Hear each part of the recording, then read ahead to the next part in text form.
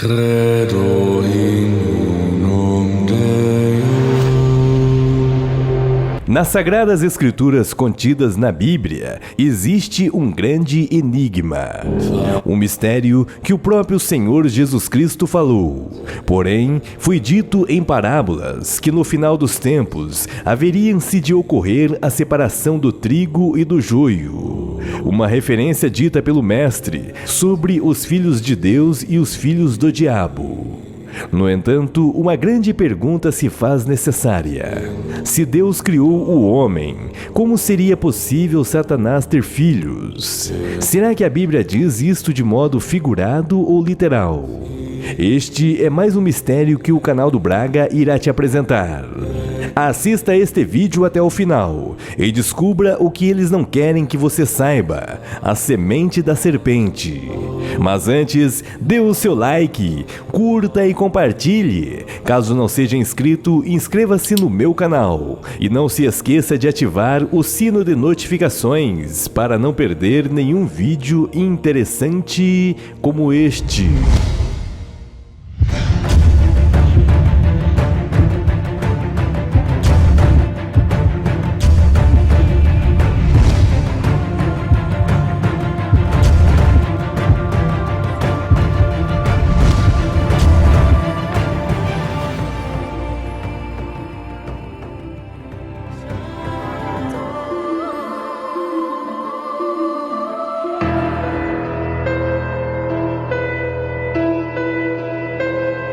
A Bíblia Sagrada, sem dúvidas, não é um livro qualquer, pois nela está escrito a palavra de Deus.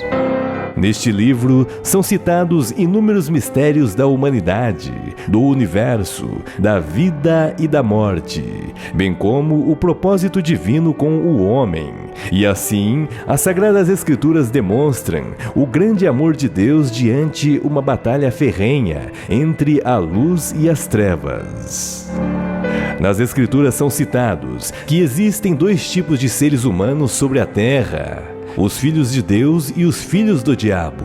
Porém, como compreender isto?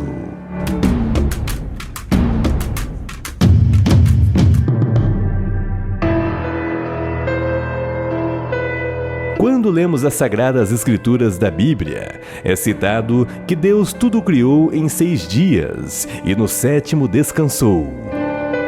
É claro que não se sabe exatamente o quanto se equivale um dia para Deus, pois conforme diz as Escrituras, um dia para o Criador é como 1000 anos, e 1000 anos para Ele é como um dia.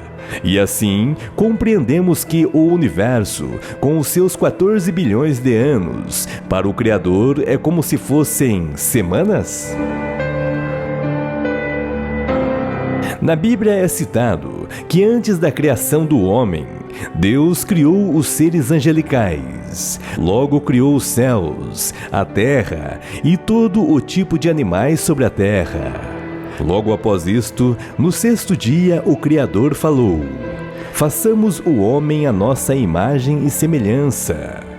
Uma frase que muitos falham em compreender, que Deus, quando criava o homem, estava citando ele e a companhia dos santos anjos. Pois existem linhas de pensamento que dividem o único Deus em 2 ou mais pessoas distintas.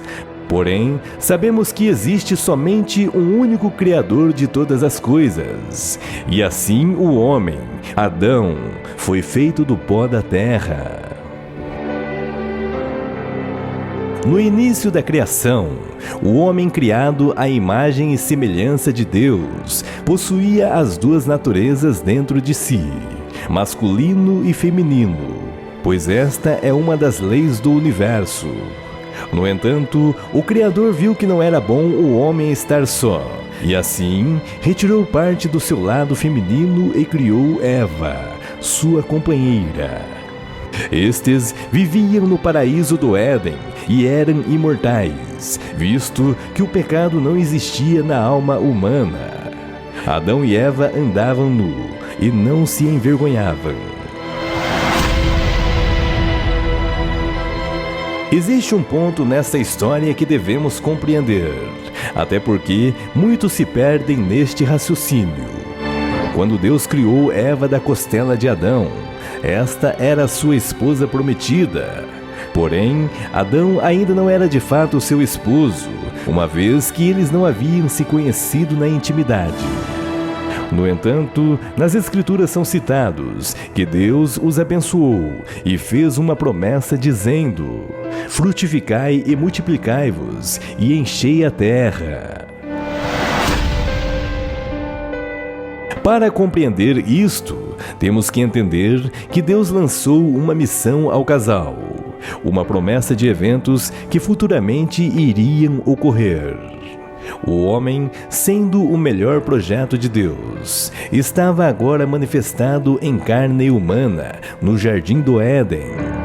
No entanto, nosso adversário Satanás, aquele que com os seus anjos foi expulso dos céus, estava no Jardim do Éden, observando tudo o que estava ocorrendo.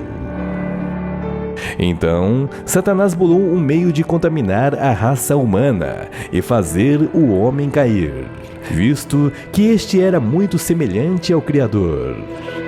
Ele queria que a palavra criadora do Eterno fosse anulada, e assim nosso adversário quis estabelecer um novo paradigma para a criação. Nas Escrituras são citados que dentro do Jardim do Éden existia um animal muito semelhante ao homem. Andava ereto, falava e raciocinava. Este era o mais astuto de todos os animais do campo, e assim ele podia conversar com Adão e Eva. Nosso adversário, vendo tudo aquilo, resolveu tramar a queda do homem. Sabemos que Lúcifer era o portador da luz divina. Este conhecia muito bem todos os segredos da criação, bem como toda a estrutura dos seres viventes. Então, ele sabia que aquele animal que falava, pensava e andava ereto possuía compatibilidade genética com os seres humanos. E logo, Satanás tratou de incitá-lo contra Eva, prometida de Adão. Observem bem que Eva ainda não era de fato a esposa de Adão, mas sua prometida. É citado nas Escrituras que este animal denominado serpente aproveitou-se de que Eva estava sozinha e usado por Satanás. Logo, arrazoou da palavra de Deus dizendo: é assim que Deus disse: não comereis de toda a árvore do jardim? E disse a mulher à serpente: do fruto das árvores do jardim comeremos, mas do fruto da árvore que está no meio do jardim, disse Deus: não comereis dele, nem nele tocareis, para que não morra. Então a serpente disse à mulher: certamente não morrereis, porque Deus sabe que no dia em que dele comerdes, se abrirão os vossos olhos, e sereis como Deus, sabendo o bem e o mal. Então, o que de fato aconteceu? Antes de Eva ser tomada por Adão, esta caiu em adultério com a serpente. Ela comeu o fruto da árvore da ciência do bem e do mal, e logo ela deu o fruto a Adão. E logo após, ambos perderam a inocência, pois seus olhos se abriram, conhecendo o bem e o mal. É interessante que as Escrituras dizem que ela comeu do fruto, não diz da fruta, mas do fruto da árvore. É citado na história que após Adão e Eva comerem do fruto proibido, uma vergonha encheu-se em seus corações, e fizeram então folhas de figo como aventais para cobrir seus corpos. E assim o sistema de Satanás foi implantado. Agora, toda a humanidade estava corrompida pelo pecado, e sabemos que o salário do pecado é a morte. O homem então perdeu sua imortalidade, e de modo algum poderia ficar no paraíso, pois lá havia a árvore da vida. Outra questão bastante importante que muitos falham em compreender é que a árvore do conhecimento do bem e do mal era de fato uma pessoa, Satanás personificado na serpente. E assim compreendemos que a árvore da vida também era uma pessoa. Este é o Criador de todas as coisas, o Senhor Jesus Cristo. Então, Deus teve que expulsar Adão e Eva do paraíso. E quanto àquele animal que andava ereto, que falava e raciocinava, e que fora usado por Satanás, foi amaldiçoado pelo Senhor. E como é dito nas Escrituras, o Senhor falou: porquanto fizeste isto, maldita serás mais que toda a fera, e mais que todos os animais do campo.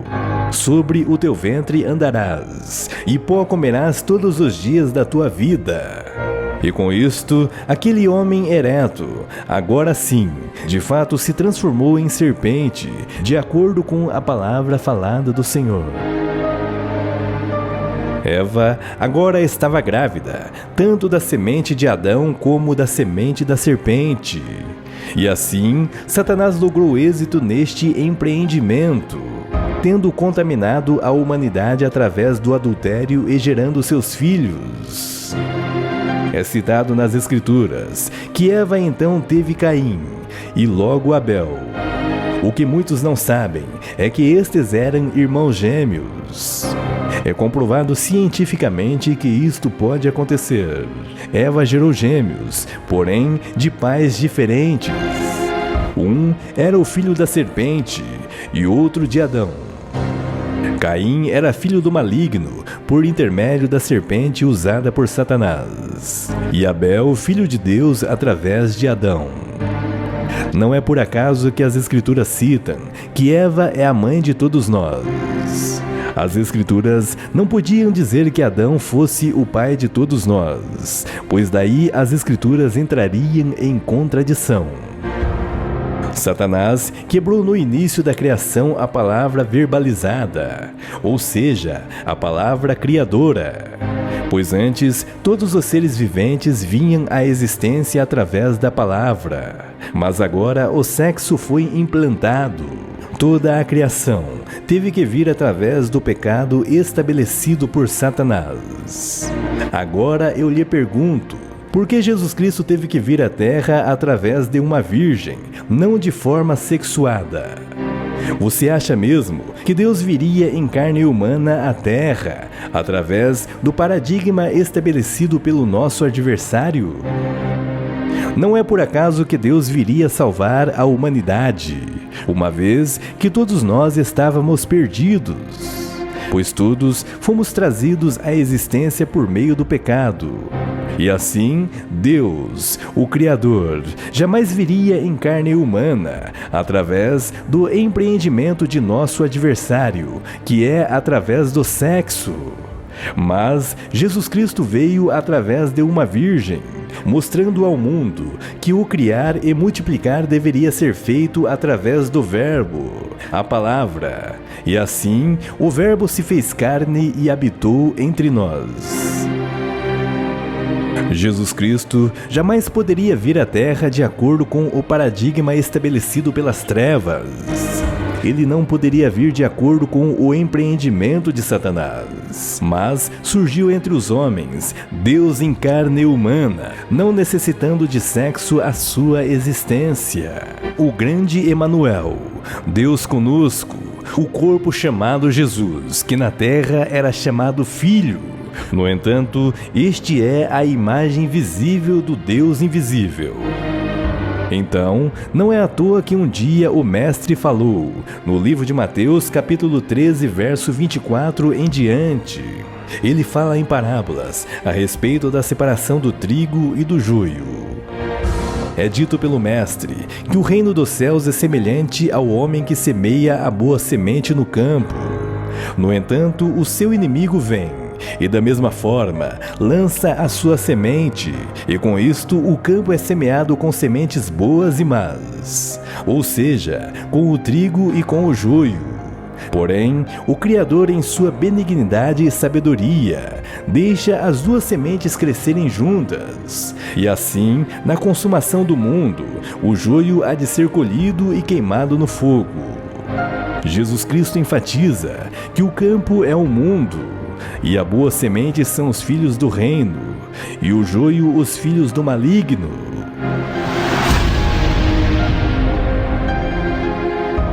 Para a compreensão de que na Terra existem tanto os filhos de Deus quanto os filhos de Satanás, vemos nas Escrituras que Caim tinha um tipo de natureza e Abel outro. É citado nas Escrituras que em determinado tempo Deus reclamou uma oferta a eles. Abel então trouxe uma oferta a Deus, um sacrifício de animal, mostrando que o que havia ocorrido com os seus pais no início era a morte. Pois o que havia ocorrido no Jardim do Éden era a separação do homem de Deus através do pecado. E assim, sabemos que o salário do pecado é a morte. Este foi o discernimento que Abel teve quando o Senhor solicitou sua oferta. No entanto, a oferta de Caim foi trazer um lindo altar de frutos da terra. Um altar que não tinha sentido algum perante o Criador, pois Caim, sendo filho de Satanás, não poderia discernir a revelação de Deus. E assim, Deus se agradou mais do sacrifício de Abel, pois era algo autêntico, que mostrava realmente o quadro em que a humanidade se encontrava. Então, Caim, cheio de inveja contra o seu irmão, o assassinou. E esta, então, foi a sua verdadeira oferta, um homicídio. Pois sabemos que Satanás veio para roubar, matar e destruir. E assim, segue a característica espiritual de seus filhos. Então, logo vemos que Caim não era filho de Adão, e na genealogia nem é citado como filho. Alguns podem alegar que ele não teria sido citado por conta do assassinato de seu irmão. Mas, se ele de fato fosse filho de Adão, isto não invalidaria o sangue que corria em suas veias. E com certeza ele seria citado nas Escrituras, e assim ele seria listado na genealogia de Adão, independente de ter matado seu irmão ou não. Agora observamos na genealogia que Abel não foi citado, uma vez que ele não teve tempo de gerar descendentes. Porém, Caim sim, e mesmo assim não foi contado como filho de Adão. No entanto, as Sagradas Escrituras é tão sábia que não menciona Caim como filho de Adão. Entretanto, como é dito pelo próprio Mestre Jesus, Caim era filho do maligno. Então, a pergunta que não quer calar: se Deus destruiu o mundo no dilúvio, ele não teria acabado com o mal, a raça de Caim? Sabemos que toda a humanidade foi corrompida geneticamente por Satanás. Caim, de fato, casou-se com uma de suas irmãs quando foi embora, e sua raça foi misturada entre os povos. Logo, vemos entrar na arca que Noé havia construído 8 pessoas. Noé e sua esposa, e seus 3 filhos, e as esposas deles. Uma mistura genética com outros povos, e assim, a semente da serpente incrustada na raça humana passou pela arca. Você acha mesmo que se houvessem somente a raça de Adão sobre a terra, o mundo estaria neste caos que todos os dias observamos? É por isso que atualmente a maldade e a corrupção impera em nosso mundo, pois a hibridização da raça humana é certa. A semente da serpente impera sobre a humanidade. No entanto, os filhos de Deus de fato irão buscar a face do Criador e certamente aceitarão o sacrifício perfeito que Deus em carne humana fez. Morrer pelos seus filhos, a fim de que não pereçam, mas que tenham a vida eterna. Pois o Filho do Criador sempre reconhecerá o seu verdadeiro Pai, que cuida de todos nós, o Senhor Jesus Cristo. E você, ainda acredita que não existe a semente da serpente sobre a terra? Olhe os noticiários.